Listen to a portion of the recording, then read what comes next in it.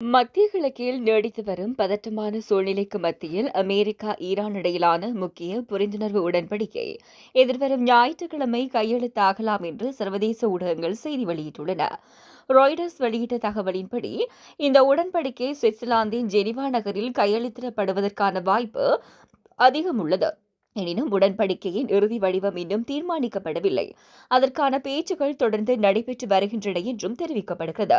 மத்திய கிழக்கில் இடம்பெற்று வரும் மோதல்களுக்கு முடிவு கட்டுவதுடன் குறிப்பாக லெபனானில் நடைபெற்று வரும் போரும் நிறுத்தப்பட வேண்டும் என்பதில் ஈரான் உறுதியாக இருப்பதாக தகவல்கள் வெளியாகியுள்ளன. இதேவேளை அமெரிக்க ஜனாதிபதி டொனால்டு டிரம்ப் ஒப்பந்தம் விரைவில் எட்டப்படலாம் என நம்பிக்கை வெளியிட்டுள்ள நிலையில் இறுதி தீர்மானம் எதுவும் எடுக்கப்படவில்லை என ஈரான் அதிகாரிகள் தெரிவித்துள்ளனர். இந்த ஒப்பந்தம் நிறைவேறினால் அண்மைய மாதங்களில் கடுமையாக பதற்றமடைந்துள்ள மத்திய கிழக்கு பிராந்தியத்தில் அமைதியை நோக்கிய முக்கிய முன்னேற்றமாக அது கருதப்படும்.